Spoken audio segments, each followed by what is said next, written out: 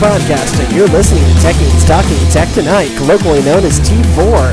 It is Tuesday, September 2nd, 2014, and I am your host, Trey Comstock. With me this week is, as ever, Executive Editor Jimmy Principe. Hello, Internet. Hello, Internet, indeed. So this is the show where we talk about random stuff and talk about technology and how things break and how we hate things and how we like things. And this is going to be an unusually newsy show because that's just kind of what's going on in the world. There's a lot of just kind of strange gadget announcements and strange... Technology's weird, folks. And so here's the problem. There's not enough news for it to be on the news show, but I love gadgets, and so I'm going to talk about it on this show, because why the fuck not? Yeah, and also technology's still weird. It has not gotten not weird. It's just, the weird is a little more underground, a little more under the surface. But so what do you got, Jimmy? I got lots of stuff. First off, I want to talk about why mozzarella is the perfect pizza cheese. Great, fantastic. And I'll talk about why the joys of the new Persona 5 trailer. There's a new Persona 5 trailer. It's now coming to PS4. Literally. It has been delayed to 2015. Literally all it is that apparently mozzarella is elastic enough so it bubbles and browns. Right, there's a study in New Zealand, at a university in New Zealand, that has been trying to find what is the best pizza for cheese for pizza. They released a paper titled Quantification of Pizza Baking Properties of Different Cheeses and Their Correlation with Cheese Functionality. And it's in the August issue of the Journal of Food Science. Which I know we're all going to eagerly read. Actually, I can read that. I have. Yeah, you do. So it says that using different cheeses, they found that because the water in the cheese evaporates to create steam, which causes bubbles, and because the mozzarella is super stretchy, the bubbles can expand and become big, and the oil sitting on top slides off, and the exposed mozzarella starts to brown. And because this is actually, I'm semi-quoting an NPR article here, and the cheddar isn't good because it's not so elastic, so there's not as many bubbles, and so it doesn't brown as much, so it's not as delicious. So basically, mozzarella cheese for all of your pizza making needs. Journal of Food Science? The Journal of Food Science, okay. August issue. Let's see if I can bring this. I have found them in the database. Let's see if I can bring them up. No, I don't. Okay, available from Wiley Inner Science Web. So you have it. I'm working on it. I found the journal. I have access to it. I don't care that much. So yes, but I care. But it's delicious. So in other news that I'm interested in that nobody else is, so Sony's e-reader thing that they announced back at E3 and then they released earlier this year, you can now actually buy it in the U.S. It's $1,100. I think that's the important thing to lead off with. 13.3 inch screen, has Wi-Fi, has a stylus, is e-ink, so it can last for 3 weeks apparently on battery, weighs about 3/4 pounds. And it's the device that everyone wants and nobody wants to pay for. Yeah. Because you can buy a Surface Pro 3 and a keyboard and have $200. And get the Core i5 version for the same price. Yeah. The aim of the study is to quantify the pizza baking properties and performance of different cheeses, including the browning and blistering, and to investigate the correlation to cheese properties, rheology, free oil, transition temperature, and water activity, the color and color uniformity of different cheeses, mozzarella, cheddar, Kobe, Edam, Emmental, Gruyere, and provolone were quantified using a machine vision system and image analysis techniques. The correlation between cheese appearance and attributes were also evaluated to find that cheese properties, including elasticity, free oil, and transition temperature, influence the color uniformity of cheese. That's the abstract from the study. Excellent. It's only 7 pages long. I think I'm going to read this evening. It's a real short study. Basically, use mozzarella. And if you want something with a little sharper flavor, use mozzarella and another cheese. You need the mozzarella so you get the browning. You want a combination mozzarella, let's see, Gruyere and provolone can be added to obtain less burnt appearance by producing more free oils, and color would be more uniform by adding cheeses with low elasticity, such as Colby. This is really, this is or great. you had ricotta, which is what the New Yorkers do, and I love ricotta on my cheese. Ricotta cheese on my pizza. Yeah, there's many interesting diagrams. If you have access to this journal, it's really interesting. Anyway, so Sony's e-reader. This is a product I desperately want, but cannot justify that price tag. If it was half that price, I would already own it. Yeah, I'd argue if it was $700. I think that's the line. I wouldn't pay $700. I think $600 is the spot where they can make a justification. Look, it costs almost twice as much as. Actually, no, it costs more than twice as much as their 10-inch, like, waterproof tablet. Okay, yeah. I mean, I'm sorry, your price is out of whack with what you're offering. Well, I just don't. I think two things. One, it's not aimed at the consumer market. It's play at the professional market, that's for sure. But right. Two, they don't think they're going to sell that many of these. So they don't get. Okay, so a 13-inch e-ink. Let's think about this from an economic perspective. A 13-inch e-ink string is not a real common screen that's needed. This is probably one of the only devices using the screen. So it costs them a lot to either. I don't know if they're making their own screen or buying the screen, but they don't get a whole lot of good economy of scale out of this, because it's not like whatever. Because Kindle and Nook both share screens, right? They're the same screen size, yeah. Same screen size. So and whoever's technology. So there's a great economy of person that makes both of them. Right. So it's a great economy of scale in that, because you can just churn out a lot of these things. Whereas Sony is having to take this basically custom piece, this screen, which is the most expensive part anyways, and they are not going to make that many of them. So of course it's expensive, not because the device is inherently more advanced, but because they're just not going to sell enough of these to bring the price down. Now, okay, this is a chicken and egg problem. They're also not going to sell that many because it's too damn expensive. But I think they have determined through however they determined this market testing or whatever, that they weren't going to sell that many. Because, I mean, if they thought they were going to sell a ton of them, they price them aggressively, sell them like crazy, and the economies of scale pick up. That's how gaming consoles work. And so I think that it's a really interesting product, and I really want one. This is what I said originally. It's a really interesting product, and I really want one, but it's too expensive. Well, it does exactly what I want. I mean, that's really why you can take notes on PDFs. Right. I can take notes on PDFs and just straight up take notes, and it has even better battery life than my Surface Pro 3. And you'll never have to charge it. Right. I mean, I think for what I do, that could be the device that lives in my bag. But for $1,100, I better be able to do my email and surf the web, and that's what the Surface Pro 3 is. I think the Surface Pro 3 justifies its price by actually being a laptop that does, I was sitting in class today, and people give me the funniest looks. It's like, what is that thing that you are using? It's like, it's Surface Pro 3. It's pretty cool. I know, it's not a MacBook Air or an iPad. Well, no, because of course I have it sitting flat on the table writing on it with a pen. And then I flip it up and pull out the keyboard from my bag and I start typing on it. They're like, whoa. It's like, yeah, no. The ads that Microsoft makes, those are real. People really react like that. And so for $1,100, I think a Core i5 Surface Pro 3, totally worth the $1,100 I paid, because it's my laptop with great battery life and does real computery things, and also is a note-taking device and a PDF reader. $1,100 for... The other thing is that you can get a student discount on it where you save $150 off that price. Right, but it's still not... No. Off the Surface Pro price. Yeah.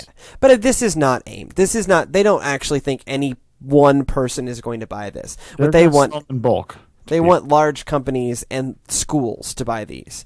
And won't pay $1,100. It is actually it would be an excellent school device. Makes a hell of a lot more sense than an iPad. Well, yeah. Well, I don't know. The only thing that makes... As a note-taking device. Right, as a note-taking device. But why people aren't buying iPads for high school students to take notes on. They're buying iPads for kindergartners to interact with technology. And I think that's a brilliant use of the iPad. That's much better. I don't remember where I heard this argument. But thinking about the education market, iPads make sense for early childhood and early elementary, and then Chromebooks make sense on up. Right. And I think that came up when we were discussing the push of a bunch of Chromebooks earlier this year from Lenovo and everybody else, Dell. Because I think of, when I was teaching, what did we want iPads for? It was for like the early phonics game, like all these phonics games for kids who aren't. I was working in special ed, so I had kids that weren't totally literate, a lot older. The curriculum left them behind. But so that's where a lot of it was. A lot of so you can interact with apps, education-based apps. But when you want to do the real work of certainly middle school and high school, you need a keyboard. Look, if you need to type something, you need a keyboard. I'm sorry. The digital keyboard does not work. No, it doesn't work. Nor do any keyboard cases. And I think Chromebook, you will hardly ever hear me say anything nice about Chromebooks because I hate them as a category. But I think in the education market, they make perfect sense. There's only so much you can do with them. There's only so many ways you can break them. Everything's cloud-based, so you're never losing your work. You just have the kid get a Google Education account, log in, and then you have all of these Google services and all of their stuff right there. Use Google Apps to manage the back end. Right, and you don't have to worry about the kid remembering to have a flash drive or anything like that, or we had to have floppy. Did you ever have to have a floppy disk for school? Yeah, I mean that's all gone. I had the dual-sided floppy disk. Oh yeah. That was really nice. Yeah, that was real nice. I had two of them. See, I was a red one and a black one. That way I could remember which one was which. See, flash drives didn't come out until I was in high school.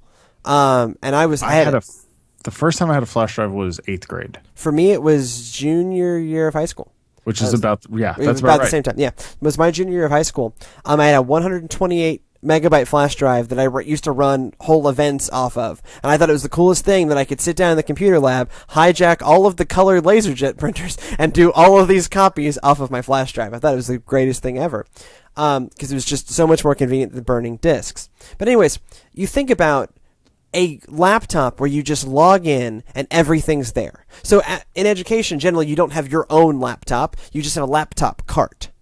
And then, so where are your files? Oh, the teacher passes around I used to do this, pass around a flash drive. That's terribly inefficient. Here, it's all stored in Google's cloud and just kind of comes down when you log into that device. So you have the laptop cart and the laptop cart in your first period class and the laptop cart in your fourth period class are not the same. But when you log in, you get all your stuff. Right. I mean, I've been using OneDrive in this same kind of way, and it's remarkable how your thinking changes when you have just easy cloud drive. So iCloud is not an easy cloud drive, and so I never think files are going to be anywhere. I count on it for my email and my calendar, but not for files. With OneDrive, I just save all of my documents to OneDrive, and it's I need that document. Oh, just log into OneDrive. It's really easy. It's just right there. And to have I've started using OneDrive recently for my office stuff that I'm working on. Really, it's stuff that I'm working on kind of for work, but kind of for my own personal stuff. Sure. It's the crossover documents. I save those on OneDrive. Sure. I have a folder specifically for that. Well, and for me, I have a terabyte of OneDrive through Office 365. Right, as do I. And so all of my photos from all of my devices just sort of sync up there. I'm oh, this is great. It's just kind of there. Good. And so if I need, where's that photo? Doesn't matter. It's on OneDrive. Right. So I think this is, were I thinking about my own time teaching and how a pain in the ass it was to kind of get files places, if I could just have my kids log in to totally disposable Chromebook. Oh, yeah. Fantastic. It would be a godsend. Oh, yeah. Right, and so that makes sense for me for the middle school and high school, and I think that's a great place for Chromebooks to be. But I think iPads do make sense in education, but for the younger kids, where they're not typing, where they're playing, they're interacting, they're, and there's other ways. I mean, you can use it in middle school and high school too, but as this kind of interacting with rich media, not as a typing and research device. Right. That's a Chromebook. Or a Windows laptop or a Mac laptop. But I think cost-wise and ease of use-wise, Google services matched with a dirt cheap Chromebook that if it dies, who cares? $200 later, you have another one. And you haven't lost any data that was on it. And you haven't lost any data. And you also don't need a ridiculous IT infrastructure to run the stupid thing. Right, because Google has its own ridiculous IT infrastructure. You just got to find a way to keep the things powered, and if they break, get them replaced, which never happens because it's education. And budgets never factor in that technology breaks. Never factors in that technology breaks. In fact, I have the same problem at work right now. they just have not factored in the technology regs. Well, and that's one of the things that's nice about corporate America. The depreciation cycle for my computer is 3 years. And so after 3 years, it's fully depreciated. Right. It has no value to the company. Right, but y'all literally in the business of, I hate to put the so bluntly, y'all in the business of making money. Which over the education and nonprofit side, it's a money hole. Right. Well, that's you pour money into the hole. But I think that's one of the biggest problems. This is totally not a technology conversation, really, but it's really one of the big problems with nonprofits and the educational system is they don't treat it like a business. If you treat your allocation of resources like a business does, guess what? Some of them do, but they don't think about it. They don't think it all the way through. So they don't think about, specifically, they don't think about technological depreciation. They were so happy to get the damn technology that they wanted, and then they just think it's going to last forever, in the same way that the pipe organ lasts forever. Well, but to be fair, I can tell you that they treat their air conditioning systems like they're going to last forever. Sure, yeah. They treat everything like they're going to last forever, and they don't need to do any maintenance on it. Sure. And so there's the constant joke of you'll put the nicest system, because all schools pay for large capital campaigns through bond packages. Sure, yeah. And so they say, we have X amount of money. We don't care what you do with X amount of money, but this is how much money we have. Use all of it. Right. Well, you'd think what might make more sense is spend half X and then keep the other half of X for ongoing maintenance. So as a result of that, people often make the mistake of putting in really complicated systems that require a lot of maintenance. And this is true of IT as much as it is for AC. Sure. Yeah. And as a result of that, they don't have the budget to maintain that equipment. It's a funny story about that. I used to work at a school. We had the 3-foot tall, really nice HP laser printers in every kind of workroom throughout the school. There are these monuments to never going to turn on because they weren't networked to anything, so you couldn't access them. We didn't have toner to run them, so they were just sitting there. They were there in place, and you couldn't use them. I was surrounded by fancy printers. I went to Costco and bought a dirt cheap inkjet printer and ran an entire special education department off of an inkjet printer that I could provide ink for.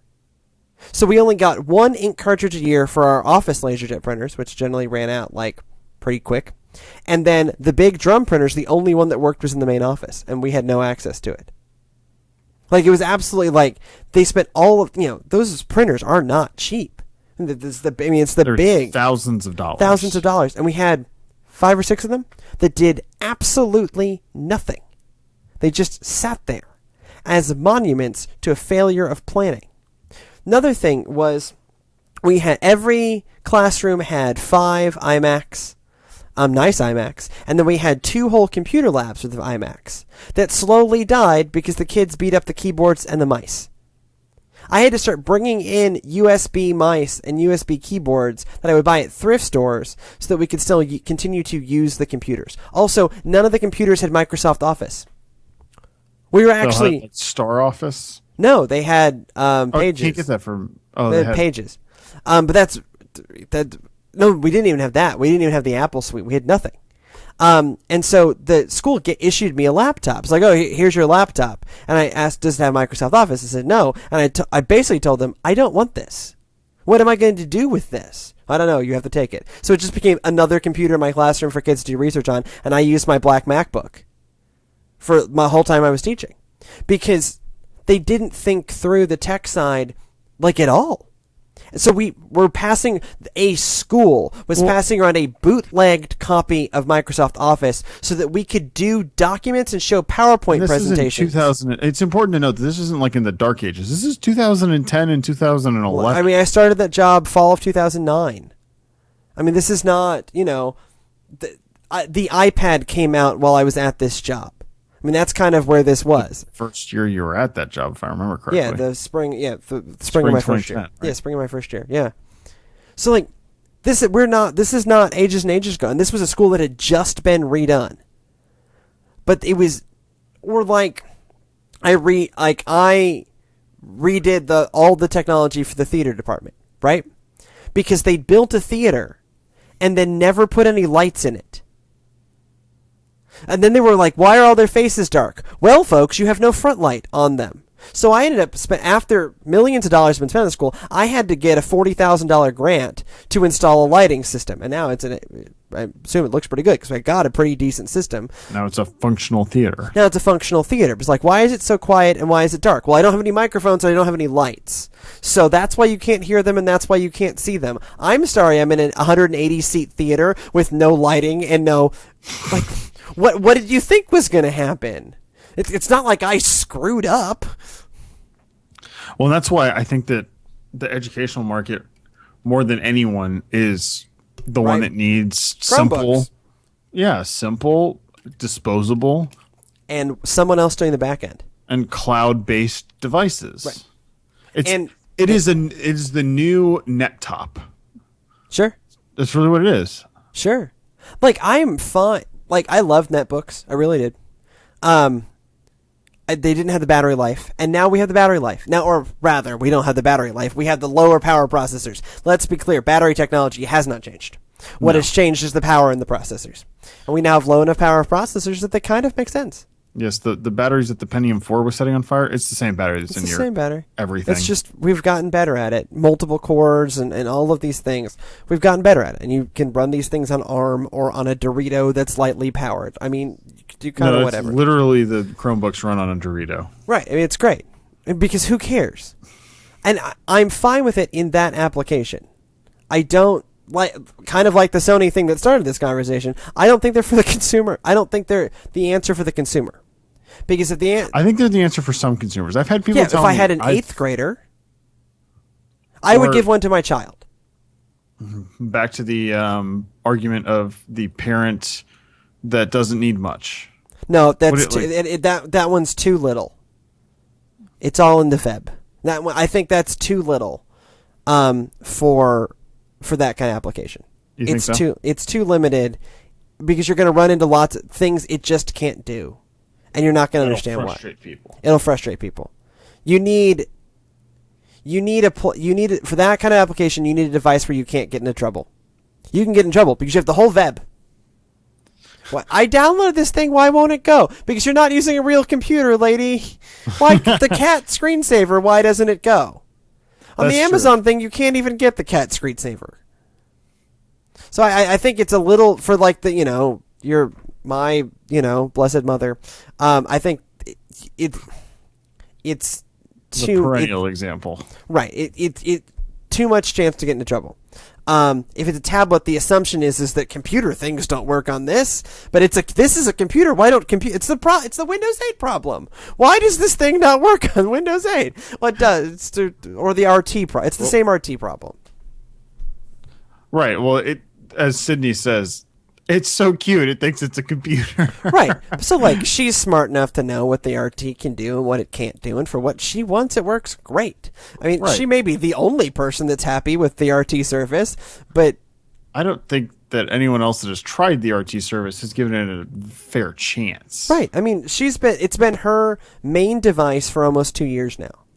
And she uses it every day. I don't remember the last time she opened up her black MacBook. Or what was my black MacBook? What was the black MacBook that ran the classroom? That ran my classroom is now hers because I bought it in 2008 and it still runs. It's fine. I mean, it's slow as hell, but it works. It works. And it's her backup, but she never uses it. I mean, she has a laptop that's issued by her work. Shut up, computer. This gigantic Lenovo thing. But for her personal use... That's what they all are, by the way. They're all now new...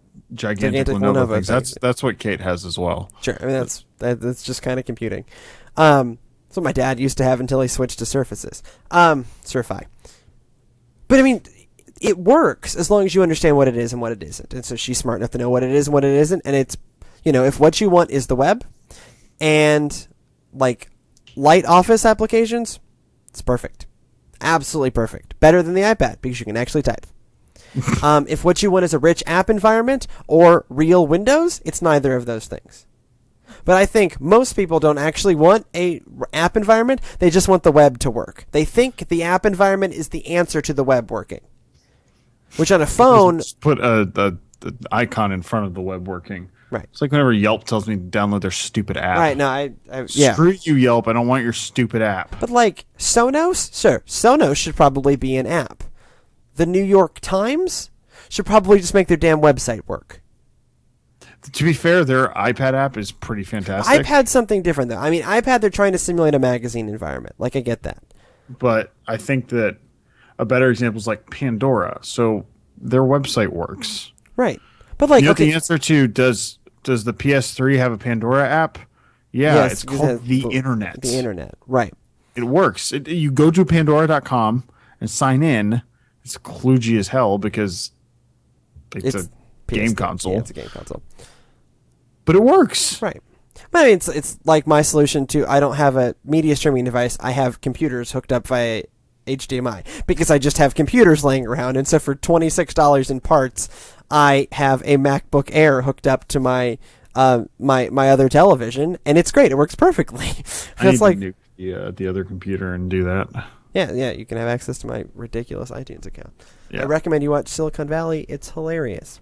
So something else that I find hilarious is my thing, which is there's a new. So I've been playing a lot of 3DS. I love handheld gaming. The first game system I ever had was a Game Boy. And so I like being able to sit on my couch, have something on my television, and playing a game that's really immersive. And so last week it was Tearaway, and 2 weeks ago, whenever the last time we did the show was, it was Tearaway. And this week it is Link Between Worlds, which was on our top 5 from last year, I think. Or if it wasn't in our top 5, it was on the top 5. It was real close to our top 5. It was in the discussion. It was certainly in the discussion, and if it wasn't top 5, it was number 6. I have the notebook here somewhere, I can tell you. And it's probably on the web at textlesscall.com. Why am I bothering with this? I don't know. It's irrelevant. Keep going. It's perfectly relevant to me. Onwards. Once more into the breach tray. No, I'm right. We didn't. It was number 6. Okay. What I thought. Okay, it was our number 6 game of last year, the unofficial title of number 6. But I'm really enjoying it. I'm finally getting back into it, and I still have the problem I had with it last year, which is why one of the reasons why it didn't make it into our top 5 is it's still too grounded in being a Zelda game. So the punishment for death is really annoying. You don't lose anything. Oh, that's right. I remember this conversation. But if you lose to the boss or if you die at any point, you go all the way back to your house, and lose all your items because you rent items rather than buy items for the most part in that game. Such a pain in the butt. So it's a huge pain in the ass. And so like if you need a particular item to beat a particular dungeon, you haven't bought it, you've rented it because that's most of what you do. If you die, you have to go all the way back to your house rather than restarting at the beginning of the dungeon. Now, in A Link Between Worlds, this is particularly annoying because there are 2 worlds. There's the light world and the dark world. So conceivably, you will end up at your house in the light world and then have to get that item again and then go back into the dark world, solve a little bit of the dungeon because there's no real way normally just to go straight back into the boss battle. Right. So, it could take 10 minutes to get back into the boss battle again. Now, that doesn't make it a terrible game. I'm really enjoying it. But it certainly makes it is an annoying... So tedious, though. It's an annoying gameplay... It's archaic gameplay, is what it is. A lot of... you can complain about modern gaming. It's too hand-holding. It's not hard enough. And then you have games that are a reaction to that, like Bloodborne and Dark Souls and the Souls series. And the roguelikes like Spelunky that are trying to combat how easy modern gaming has become. And I'm guilty of liking an easier game. But really, right. I think modern gaming has been about streamlining. So in Super Meat Boy, which is a super difficult game, you die, you instantly respawn. You die, you instantly respawn. And you just die over and over again because it's bloody Super Meat Boy. But respawning happens instantly and you're back into what you were doing. That you're not pulled out of so far out of the action that it takes 10 minutes to get back into it. It's that kind of streamlining that I think A Link Between Worlds needs, because if it weren't for that, it is truly an exceptional game. Well, but I think that even if you make the compromise of you start at the beginning of the dungeon, like you have a logical checkpointing system, but I can buy the items not at my house.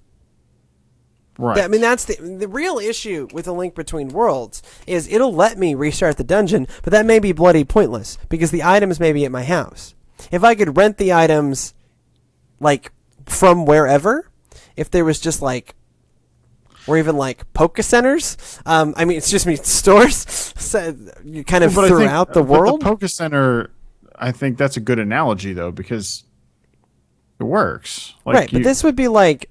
So if I died at the final 4 in Pokemon, I would have to go all the way back to my starting house. Now, I can fast travel, and you can fast travel in Devil, but I would still have to go all the way back to my house where I started to get new items to then go back to the final 4.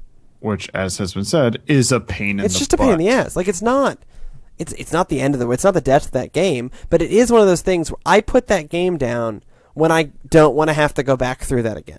And now I pick it back up. And I'll finally finish all of it. I think I got about halfway through last time on my last playthrough. But I'll finish it. I'm enjoying it. But there are times where I just hit that wall of like, oh, I don't want to do this again.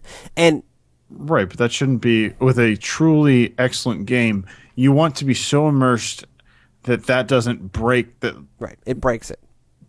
It breaks it. In driving games do that to me too from time to time, and I love me some driving games.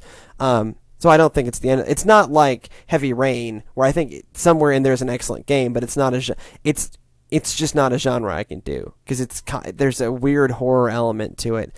It's the horror end of thriller, thriller, and it's just I mean, I think qualitatively it's a good game, but like I've said about the Splinter Cell series, good games just may not be for me. I think Zelda. They just need to streamline it. I mean, I get the tradition. That is a game for you. That is your game. Sure. Yeah. Absolutely. It's a third-person action-adventure game. It's absolutely my kind of game. And I love what it does with the 3D and the art and the top-down and the merging with the wall mechanic. I mean, there's so many things to recommend about that game. If you own a 3DS, absolutely get that game.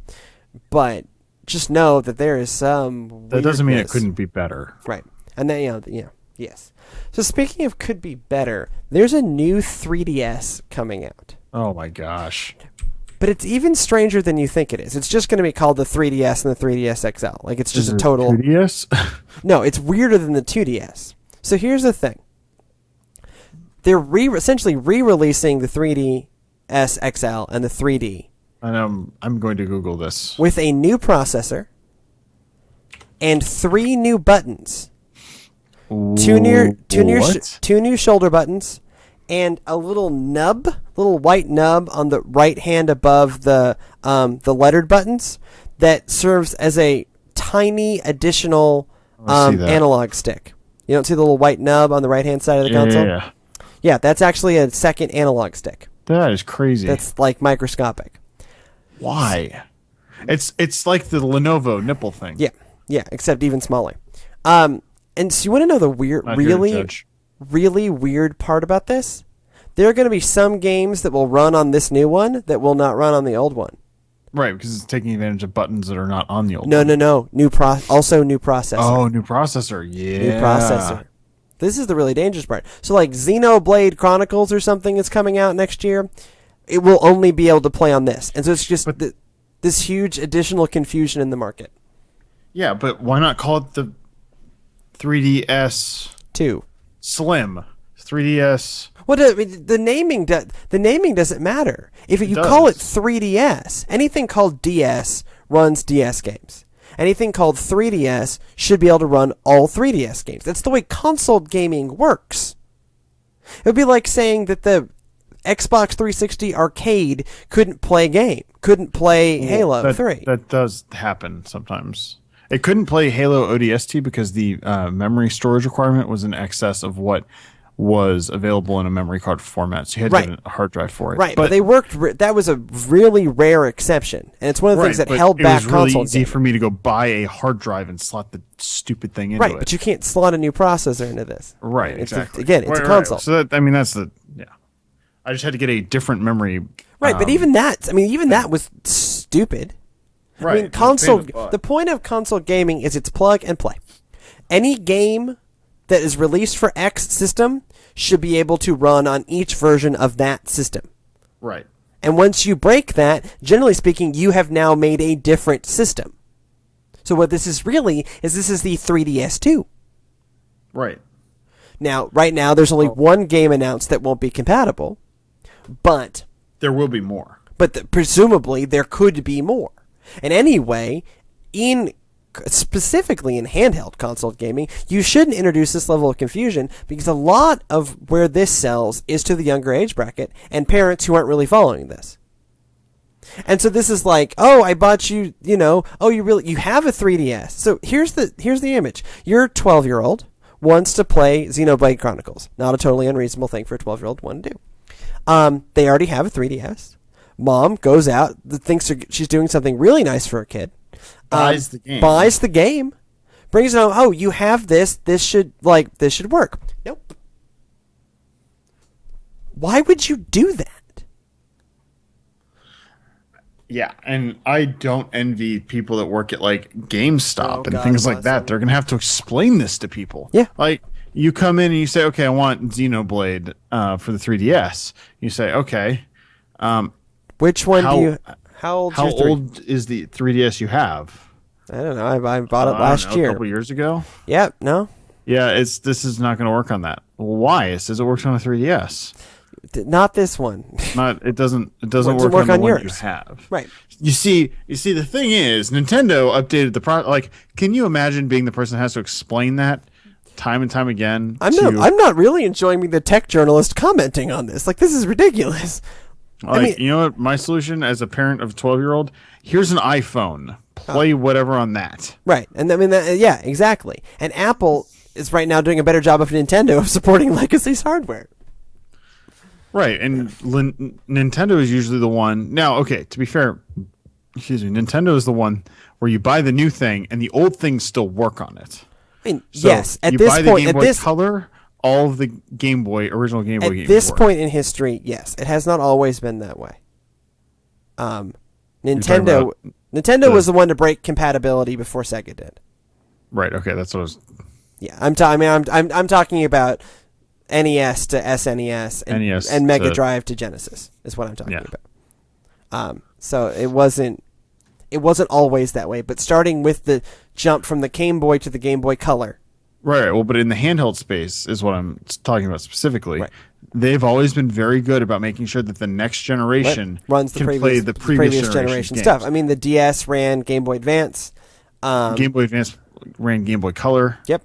And Game Boy. I mean, Game Boy actually, no different. The connectors were no different. Yeah, I mean, they've always been. It's one of the things I've liked about it. In fact, I've played several DS games on my 3DS because I didn't own a DS, and so it was just nice. And now I'm going to have to go buy a new 3DS. So great. You won, Nintendo. I've kind of in playing Zelda Link Between Worlds, I realized what I need is a 3DS XL. That screen's just too small. It's just too small. Well, the 3DS XL is not like ridiculously larger either. It's just like a bit. It's about the width of a Vita, but slimmer. And actually, my solution is I'm going to trade in my 3DS and my Vita and get a new 3DS XL. Because the Vita, while a remarkable piece of technology, there has not been a game released in 2014 that I want to play on it. There's nothing announced for 2015 that I want to play on it. Right, and I've only thought about getting the Vita Slim because it's integration with the PS4. Hey, you want to buy a Vita? I got one. I'll sell you. Also, if you want an original 3DS, I've got one of those too. That's going to be. I don't want the original 3DS, but we can talk Vita. Yeah, I'll sell you the Vita. And on that note, we should probably get out of here. Thank you so much for joining us on another really wandering episode of Techies Talking Tech Tonight. If you have any feedback, podcast at TextLastCall.com, Facebook.com/TextLastCall, Pinterest.com/TextLastCall, or at TextLastCall on the Twitters. Good night.